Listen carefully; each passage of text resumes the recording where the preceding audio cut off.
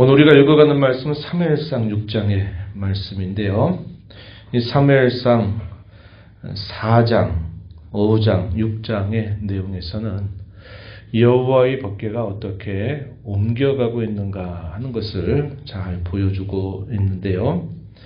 4장에서는 블레셋과의 전쟁 때문에 여호와의 법궤를 전쟁터에 가지고 나갔다가 빼앗기게 되면서 이스라엘 백성들이 큰 수치를 당하게 되는 사건이 발생하게 됐죠.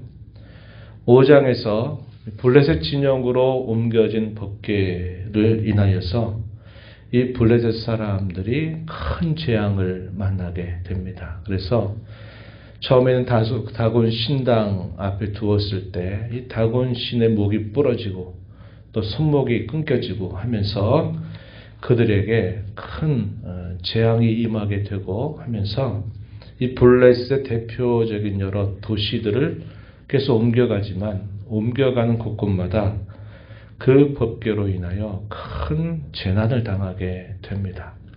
그래서 이 블레셋 방백들이 이걸 도대체 어떻게 해야 될까 대책을 세우게 되는 과정에서 이제 그 방도를 찾은 것이 오늘 우리가 읽은 6장의 앞부분의 내용이 되고 있습니다. 그래서 언약궤를 우리가 가지고 있다가는 우리가 있는 곳 모든 것이 다 이 무서운 재앙을 피할 수가 없다 판단을 하고서는 그곳에 있는 제사장들과 술사들을 불러서 어떻게 하면 이 언약궤를 다시 이스라엘 땅으로 보낼까 한번 방책을 내봐라 이렇게 이야기를 하면서 그 방책을 강구하는 내용이 우리가 읽은 본문 1절부터 9절까지 쭉 소개가 되고 있고요. 그리고 그 방책을 따라서 이제 이 언약궤가 어디로 돌아오면 이스라엘 땅으로 돌아오게 되는데 가장 먼저 돌아온 지역이 벳세메스라고 하는 곳입니다. 이곳으로 언약궤가 옮겨지게 돼요. 근데 이곳에서도 이스라엘 백성들이 이 언약궤를 잘못 다루다가 여기서 죽는 사람들이 적지 않게 생겨나게 됩니다. 그래서 이 언약궤가 벳세메스에서 어디로 옮겨지냐면 기럇 여아림이라고 하는 것으로 옮겨져요. 거기서 우리가 잘 아는 아비나답의 집에 20년 동안이나 이 법궤가 거기에 머물러 있게 됩니다. 개인의 가정에 이 법궤가 머물게 돼요. 법궤가 이렇게 이동하게 된 이 경로를 우리가 쭉 살펴보면 왜 법궤가 이스라엘 땅에서 블레셋 땅으로 옮겨졌고 또 블레셋의 이곳저곳을 거쳐서 다시 이스라엘로 돌아왔지만 그러나 법궤가 본래 이스라엘 자리로 가지 못하고 있는가? 이 내용이 중요한 이유는 하나님에 대한 올바른 지식이 없었다 하는 것이고 하나님을 올바로 섬기지 못하고 있었다 하는 것을 분명하게 보여주고 있는 겁니다. 역시 그것이 사사시대에 그 어두웠던 그 영적인 무지와 목매들이 결국은 이렇게 법궤를 여러 곳으로 옮겨가게 하면서도 정작 제자를 찾지 못하게 만들었던 중요한 원인이 된다 하는 것을 우리가 살펴볼 수 있게 됩니다. 내용으로 한번 들어가 보시면 1절부터 9절의 내용에서 블레셋 여러 도시들을 계속 옮겨가는 곳곳마다 큰 재앙이 그들에게 닥치게 돼요. 이 블레셋에 머물렀던 기간이 7개월 동안 여기 머물게 됩니다. 블레셋 사람들은 참 어떻게 생각했습니까? 야, 우리가 섬기는 신이 이스라엘 백성들이 섬기는 신보다 더 세구나. 아주 자만하고 교만한 마음을 가졌어요. 그리고 승리의 전리품처럼 법궤를 여기게 되다가 재앙이 그때부터 닥치기 시작한 겁니다. 자신들에게는 승리의 전리품으로 생각했지만 시간이 흘러가면 갈수록 그것이 그들에게는 심판과 저주의 언약궤가 되어버렸다는 것을 우리가 보게 됩니다. 언약궤를 어떻게 이스라엘 백성으로 돌려보낼까 강구를 찾아라. 방법을 찾아라. 강구를 하는 과정에서 이들이 뭐라고 이야기하냐면 속건제와 함께 이 법궤를 돌려보내야 한다 이야기를 합니다. 그리고는 블레셋 나라의 지도자들 5명이 있고 그 도시들이 5개의 도시가 있어요. 이 방백의 수요를 따라서 금독종 5개, 금지 5개를 배상 제물로 그것을 삼아서 이스라엘의 신께 영광을 돌려야 한다. 이런 방책을 내게 됩니다. 블레셋 나라는 17절 말씀에 보면요. 5개의 도시의 동맹도시로 이루어져 있어요. 우리가 많이 들어봤던 도시들이죠. 그래서 그 도시들의 방백의 5명 그 수요를 따라서 금독정과 금지를 만들었다 한 겁니다. 그것은 그들에게 닥쳤던 이 재앙을 배상하는 것으로 해야 된다. 이렇게 방책을 낸 것입니다. 그러면서 주의를 주죠. 어떤 주의를 주냐면 옛날에 이스라엘의 신이 애굽에서 행했던 일들을 하나의 역사적인 교훈으로 이야기를 해줍니다.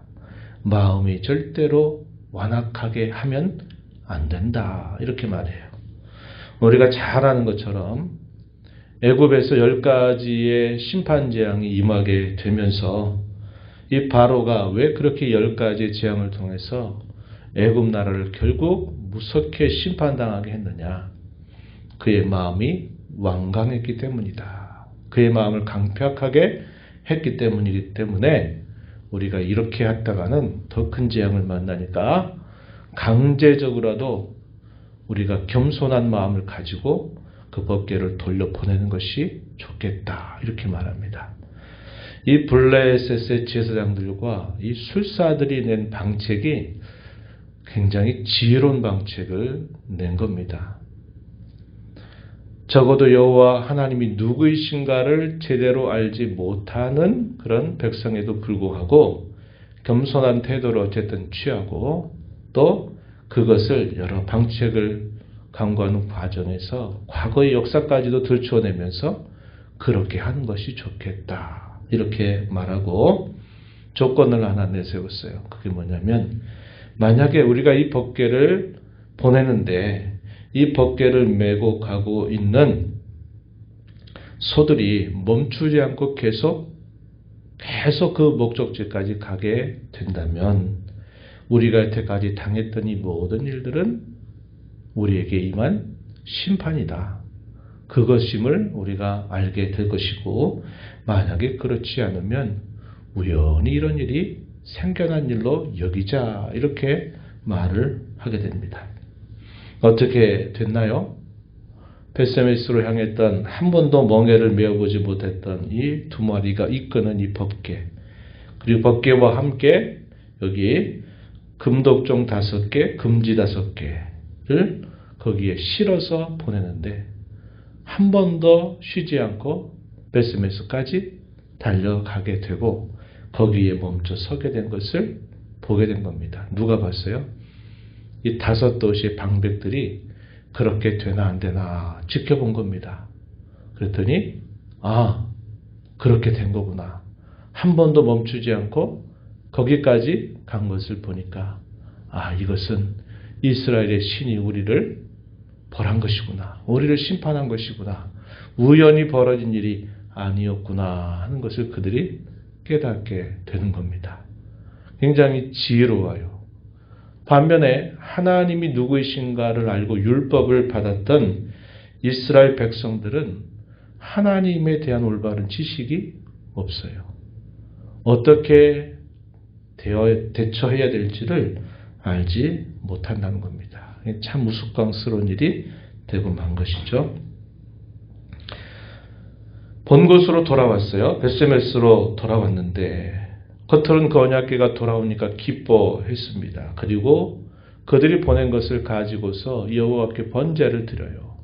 이 2마리 암소를 잡아서 그것을 제물로 삼고 또 그들이 보낸 것들을 여호와께 드리게 됩니다. 그러나 이 법궤를 들여다보다가 적지 않은 사람이 죽음을 당하게 됩니다. 우리가 읽은 말씀에 보니까 70명, 그리고 그 앞에 가로가 5만 70명, 다른 사본에는 5만 70명이 죽었다 이렇게 표현이 되는데, 그러나 유력한 번역본에 따르면 70명이 법궤가 들어온 것을 보다가 죽음을 당하게 된 것으로 이렇게 표현이 되어 있습니다. 이 법궤를 다루는 예와 격식, 하나님께서 말씀하셨던 그 말씀을 따라야 됨에도 불구하고 그것을 어떻게 하지 못하고 자기들의 생각과 호기심 가지고 대했다가 다 거기서 본 사람마다 다 죽음을 당하게 된 사건이 발생하게 됩니다. 법궤가 돌아와서 기쁘긴 하지만 그 법궤를 어떻게 다루어야 될지를 여전히 알지 못해요. 그래서 벳세메스에서 어디로 이 법궤를 옮겨가게 되냐면 기럇 여아림으로 옮겨가게 됩니다. 그곳에 있는 아비나답의 집에 거기에서 20년 동안이나 머물게 되는 그런 상황이 벌어지게 된 겁니다. 그것은 하나님에 대한 올바른 지식이 없어서 그렇게 된 일이고, 그들이 하나님을 알지 못해서 범해왔던 죄에 대한 돌이킴이 없이 그렇게 함부로 대했다가 거기에서 또 큰 어려움을 당하게 된 것을 보게 되는 겁니다. 우리는 이 말씀을 통해서 하나님을 올바로 섬기는 법이 무엇인가가 얼마나 중요한가 하는 것을 다시 생각하게 돼요. 하나님을 올바로 알지 못하면 하나님을 자기 생각대로, 자기 판단대로, 자기 하고 싶은 대로 대하게 되고 그것이 결국 그들에게는 화를 부르게 된다는 것을 우리는 살펴보게 됩니다. 그래서 우리의 신앙은 무엇보다도 하나님이 누구이신가를 올바르게 아는 올바른 진리 지식으로부터 시작한다 하는 것을 우리는 배우게 돼요. 누차 우리가 기회가 될 때 나누지만요, 참된 신앙이 무엇이냐, 구원을 얻는 신앙이 뭐냐 그럴 때 두 가지를 우리가 이야기합니다. 하나는 올바른 진리 지식이다. 하나님을 올바로 아는 진리 지식이다. 또 하나를 말하면 뭐냐면 그 진리 지식에 대한 확고한 신뢰에 있다. 아는 것만으로 되는 것이 아니라 그 아는 것에 대한 굳건한 우리의 확신과 의지와 신뢰가 거기에 따라올 때 그게 진짜 신앙이다. 그게 구원받는 신앙이다 라고 우리가 말하는 것입니다. 그래서 이 법궤의 이동의 경로를 통해서 우리는 그것이 얼마나 중요한 일인가를 다시 교훈받게 된다 하는 겁니다. 오늘도 앞서 행하시면서 우리에게 말씀하시는 하나님, 이 말씀을 우리 마음에 늘 새기고 하나님께로부터 받은 구원의 은혜에 감사하면서 이제 흩어진 교회로 우리의 삶의 자리로 나아가서 내가 어떻게 하나님을 섬길까? 내가 어떻게 하나님을 모시고 이 한 주간을 또 힘써 살아갈까를 우리가 하나님 앞에 도움을 구하면서 말씀의 안내를 따라 주님과 동행하는 복된 삶을 살아가는 저와 여러분 모두가 되기를 축복합니다. 하나님 아버지 감사합니다. 오늘도 저희에게 새로운 날 허락하시고 생명과 복을 주신 아버지 앞에 구원을 베푸신 하나님 앞에 나와서 찬양을 드리며 오늘도 저희에게 주시는 말씀을 또 듣고 교훈받게 하심을 감사드립니다.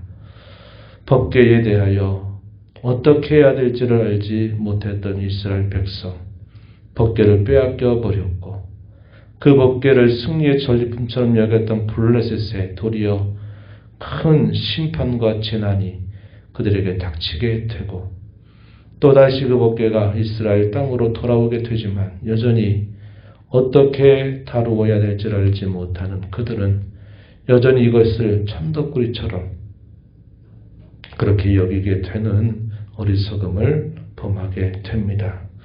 이 말씀을 살펴보면서 하나님을 올바로 알고 하나님을 올바로 섬겨가는 그 방법이 얼마나 중요한가를 다시 한번 교훈받게 됩니다.